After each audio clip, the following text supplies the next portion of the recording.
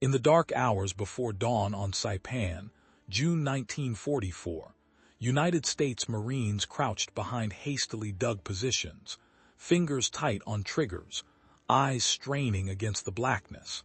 They had been warned. Intelligence reports spoke of Japanese armor massing somewhere beyond the ridge, a counterattack building in the tropical night like a gathering storm. What none of them knew, what they could not possibly have imagined, was that within hours they would witness something so shocking, so fundamentally at odds with everything they believed about armored warfare, that it would rewrite their understanding of the enemy they faced. They would watch 50 caliber bullets, standard heavy machine gun rounds, punch clean through the front armor of Japanese tanks as though the steel were paper. They would stand beside smoking wrecks and peer through entry and exit holes, daylight streaming through metal that was supposed to protect men in battle.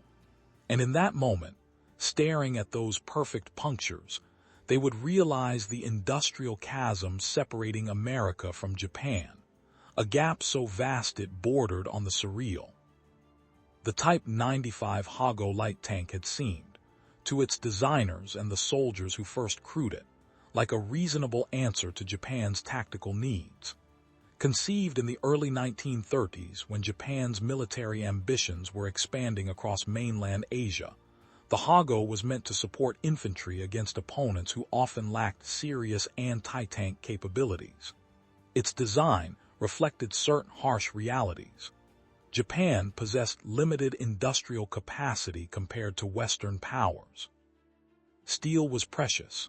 Manufacturing had to be efficient. The Hago emerged from these constraints, a compact vehicle weighing barely 7.5 tons, powered by a modest diesel engine, mounting a 37mm main gun in a small turret. The armor, the critical shell that would theoretically keep a crew alive, maxed out at approximately 12mm on the front. 12mm, barely half an inch of steel between flesh and the world outside. But in the context where the Hago first saw combat, this seemed adequate. During the Second Sino-Japanese War, Japanese tanks encountered Chinese forces who often fought with rifles, grenades, and courage, but rarely with modern anti-tank weapons or their own armored vehicles in significant numbers. The Hago could advance, suppress infantry positions, destroy fortifications, and withdraw. Its thin armor did not matter when nothing heavier than rifle fire struck it. Crews grew confident. Officers praised the tank's reliability in rugged terrain, its ability to ford rivers, to navigate mountain paths where heavier vehicles would struggle. The Hago became, in the minds of many in the Imperial Japanese Army, proof that lighter, more mobile armor suited Japan's style of warfare far better than the lumbering, resource-intensive heavy tanks the Soviets or Germans or Americans might build. Then came Khalkhin in 1939. The name meant little to most people outside military circles, but for those who studied armored warfare, the battles along the Mongolian-Manchurian border were revelatory. Japanese forces, including Hago tanks, clashed with Soviet armor in a series of engagements that rapidly turned nightmarish for the Japanese tank crews. Soviet BT-series tanks, themselves considered light by European standards, possessed 45mm guns and significantly thicker armor. When Soviet and Japanese tanks met, the results were devastatingly one-sided. Japanese 37mm rounds bounced off Soviet armor or barely penetrated. Soviet shells tore through Hago tanks with contemptuous ease. Crews burned. Survivors described the horror of being trapped inside a vehicle whose armor provided no protection whatsoever against an enemy who had brought real tanks to the fight. The lessons from Khalkhin should have been clear. The Hago was obsolete the moment it faced modern armor, but institutional momentum, industrial limitations, and perhaps a degree of denial meant that Japan continued producing the Hago and deploying it throughout the Pacific. By the time the United States entered the war after Pearl Harbor, The Hago was the most numerous tank in Japanese service, and it would remain so throughout the conflict. Japanese commanders knew its limitations, but they had nothing better in sufficient quantities, and so the Hago went to Malaya, to the Philippines, to countless jungle islands where the fighting grew increasingly desperate. On Saipan in June 1944, the situation for Japanese forces had become catastrophic. American forces had landed on the island weeks earlier, and despite fierce resistance, the Marines and Army infantry were grinding forward, compressing the Japanese defenders into an ever-shrinking pocket. Japanese commanders faced annihilation. Reinforcements would not come. Resupply was impossible. The Americans controlled the sea and sky. Desperation bred a certain fatalism, and from that fatalism came the decision to launch a massive counterattack, throwing nearly every available tank and soldier into a night assault designed to punch through American lines, reach the beaches, and destroy the logistics network that sustained the invasion. Among the armor assembled for this attack were dozens of Hago tanks, their crews knowing full well they were driving into a slaughter but committed nonetheless by duty, by orders, by the belief that death in battle was preferable to surrender. As darkness fell on that June night, engines coughed to life. Officers barked final commands. Infantry moved forward alongside the tanks, shadows merging with shadows. The plan called for speed, for violence, for overwhelming the American positions before effective resistance could be organized. The Marines waiting in those positions were experienced by this point in the war. They had fought on Guadalcanal, on Tarawa, on half a dozen other islands whose names were written in blood. They knew the Japanese fought with suicidal determination. They knew night attacks were a favored tactic, and they had prepared accordingly, emplacing machine guns, positioning anti-tank weapons, establishing fields of fire that overlapped and interlocked.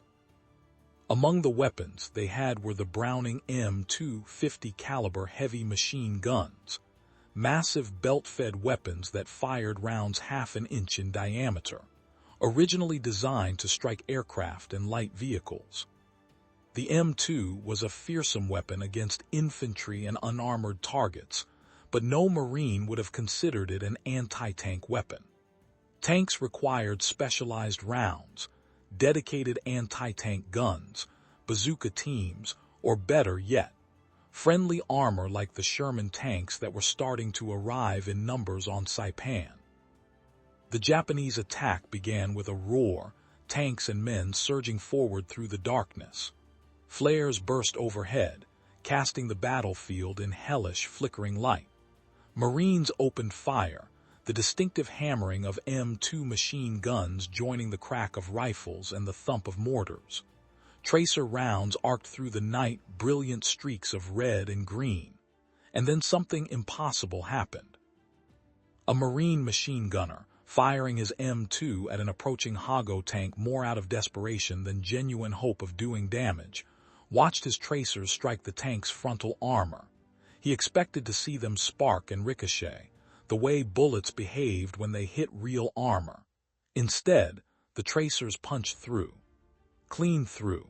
He could see them exit the far side of the tank, could see the flicker as they continued on into the darkness beyond. For a moment, his brain refused to process what his eyes were showing him.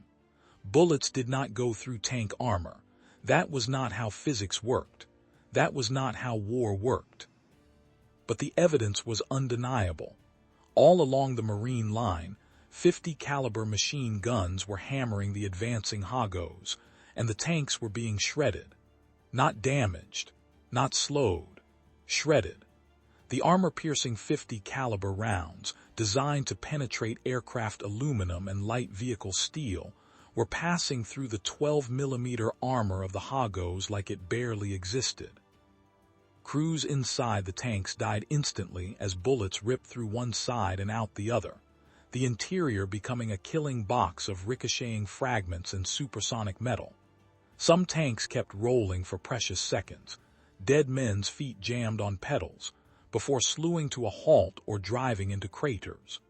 Others burst into flames as fuel tanks ruptured, the diesel igniting from tracer impacts or sparks.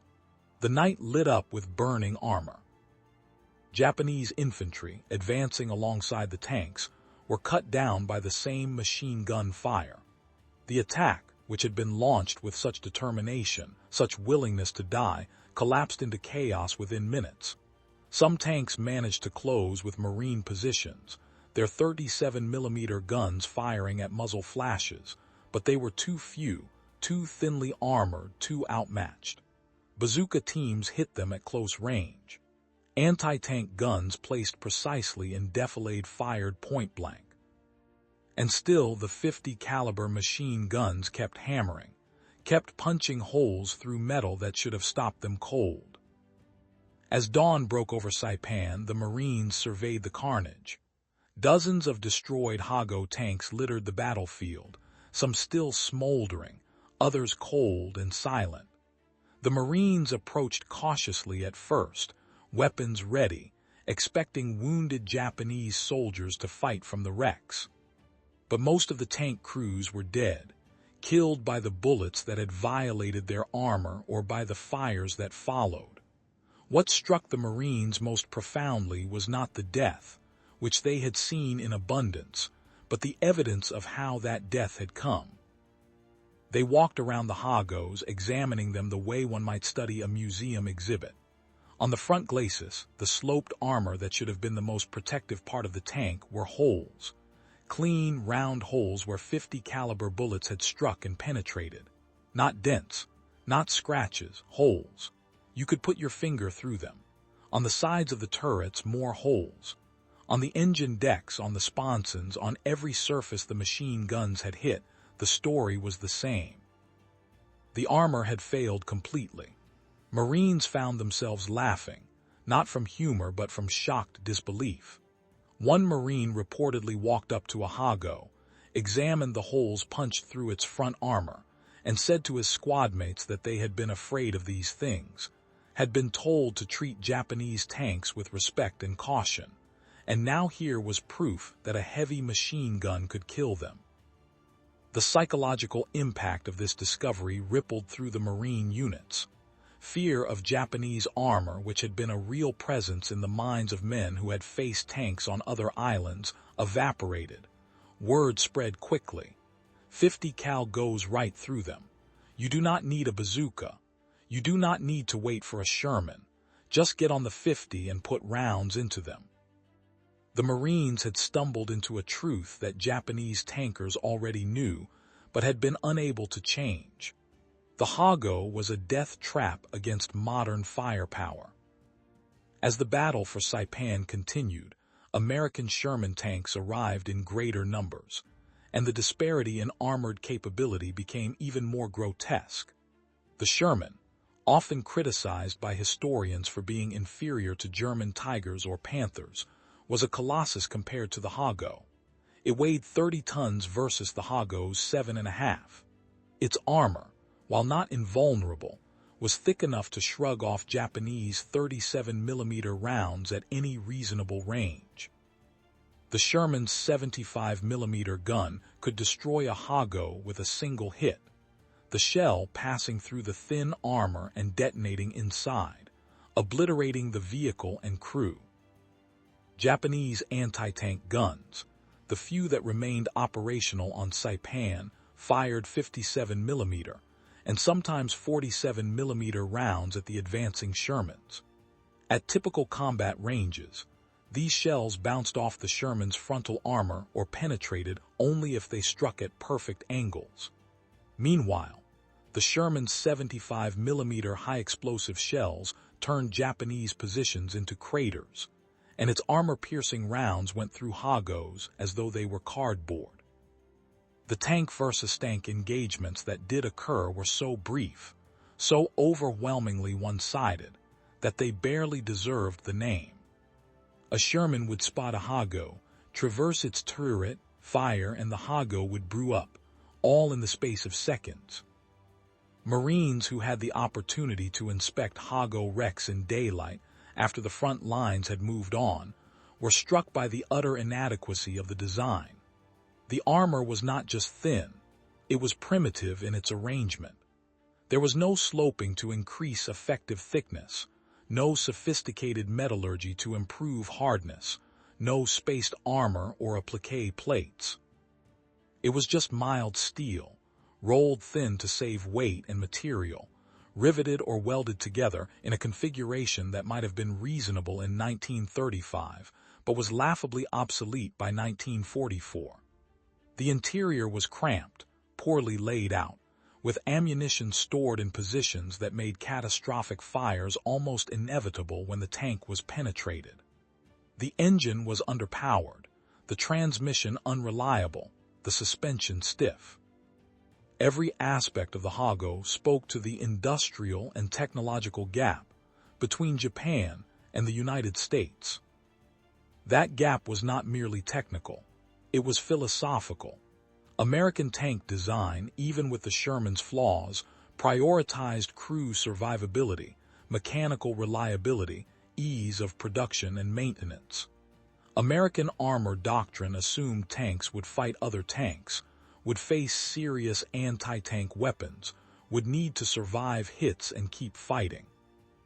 Japanese armor design, shaped by the wars in China and by resource scarcity, prioritized mobility and cost-effectiveness for infantry support against poorly equipped opponents. The doctrines emerged from different realities, and when those realities collided on islands like Saipan, the results were predictable and horrific. For the Japanese tank crews who fought on Saipan, the experience must have been beyond nightmarish. They knew their armor was thin. They had likely heard rumors from veterans of Khalkhin or from other Pacific battles, but knowledge and experience are different things.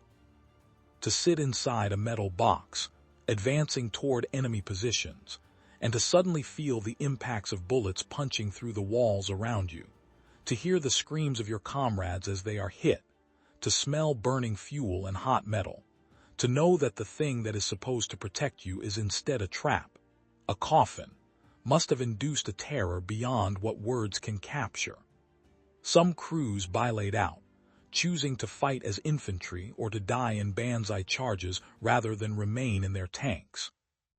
Others stayed, driven by orders or by the belief that abandoning their tank was dishonorable. They died at their posts, bodies found slumped over controls or collapsed in the cramped crew compartments, killed by bullets that should never have reached them. The Marines, despite being the ones inflicting this slaughter, could not help but feel a certain grim respect for the courage it took to climb into a Hago and drive it into battle knowing how inadequate it was. War creates strange sympathies. The same men who laughed at the holes in the Hago's armor could look at the dead Japanese tanker and think, that poor bastard knew he was driving a death trap and did it anyway. There is something almost tragic about obsolescence in war, about fighting with weapons that belong to an earlier era, about men dying because their nation's industry could not keep pace with their enemies. As the fighting on Saipan ground toward its bloody conclusion, more and more Hagos were destroyed. Some were abandoned intact, left behind as Japanese forces retreated into the island's interior. Marines took photographs standing beside the wrecks, pointing at the penetration holes, sending images back home with captions about how their machine guns could kill Japanese tanks. The propaganda value was recognized immediately. If American mothers and wives knew that even heavy machine guns could defeat Japanese armor, it made the enemy seem less formidable, made victory seem more certain. But beneath the bravado and the propaganda, thoughtful officers and NCOs understood the deeper implications. The Hago's failure revealed not just a tactical weakness, but a strategic one. Japan was fighting a modern industrialized war with an industrial base a fraction the size of America's.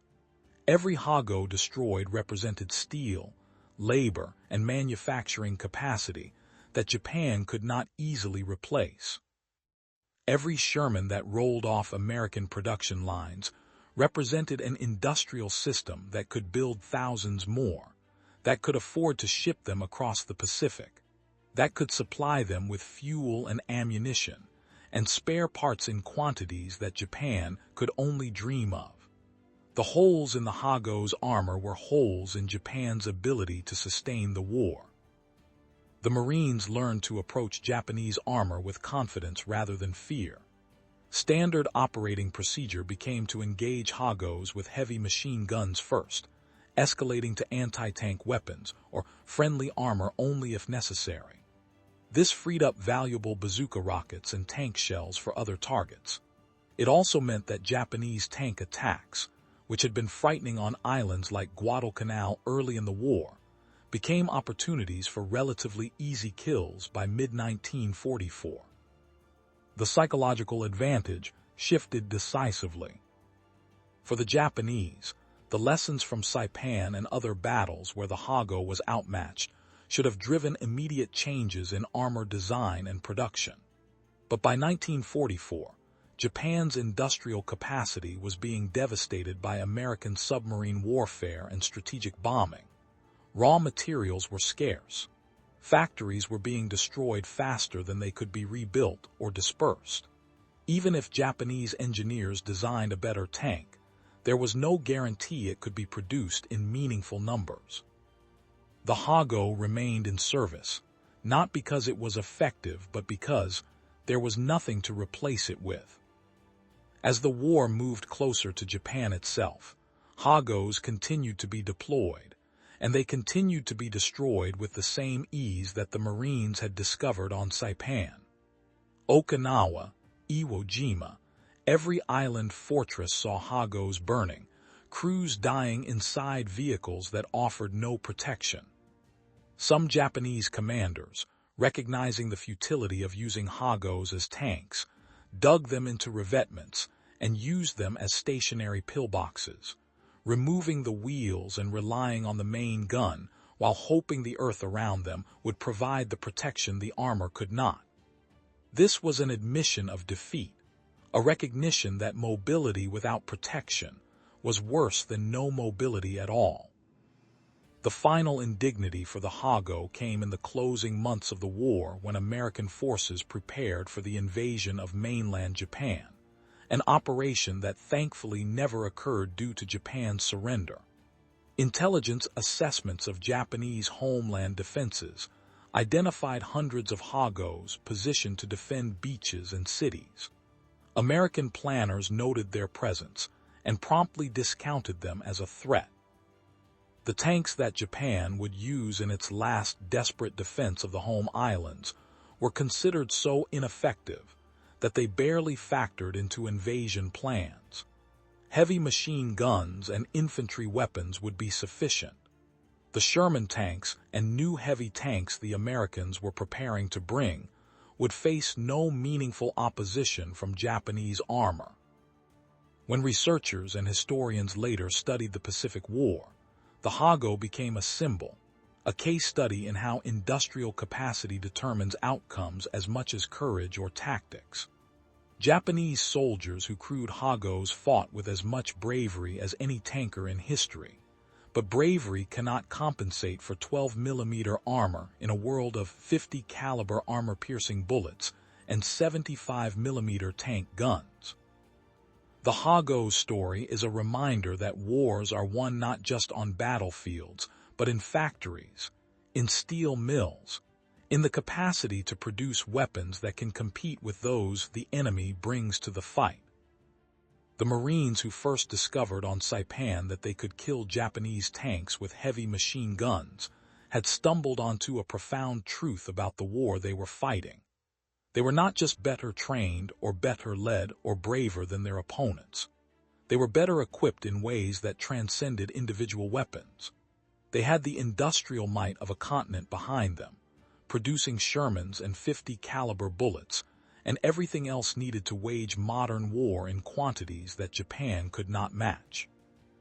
The holes in the Hago's armor were windows into that disparity, literal punctures through which daylight streamed, illuminating the vast gulf between two nations at war. In the years after the war, a few Hagos were preserved in museums, their armor still bearing the scars of combat, holes punched through steel that was supposed to protect. Visitors could walk around them, could peer through the penetrations, could imagine what it must have been like to sit inside such a vehicle under fire.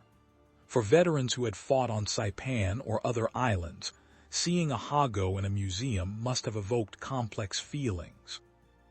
Relief, certainly, that they had faced such inadequate armor rather than something more formidable. Respect, perhaps, for the men who had crewed these machines knowing their deficiencies. And maybe a trace of sadness for the waste of it all. The young men on both sides who died because of decisions made by generals and industrialists and politicians far from the fighting. The Type 95 Hago light tank, once considered a reasonable answer to Japan's tactical needs, ended the war as a historical footnote, a cautionary tale about the dangers of fighting a modern war with obsolete equipment. Its crews had been brave. Its designers had worked within the constraints they faced. But in the end, 12 millimeters of armor was not enough, would never be enough, and the 50 caliber bullets that punched through it on Saipan and 100 other battlefields proved that beyond any doubt. So here is the question that lingers, the one worth considering as you think about this story. When nations go to war, how much does industrial capacity matter compared to courage, tactics, or national will? The Hago's crews had courage in abundance. Japan's tactics, particularly early in the war, were often innovative and effective. The national will to fight was undeniable. But the industrial gap, the inability to produce armor that could withstand modern weapons, proved decisive. Does that suggest that wars are ultimately won in factories rather than on battlefields? Or is it more complicated than that? What do you think? Leave your thoughts in the comments below.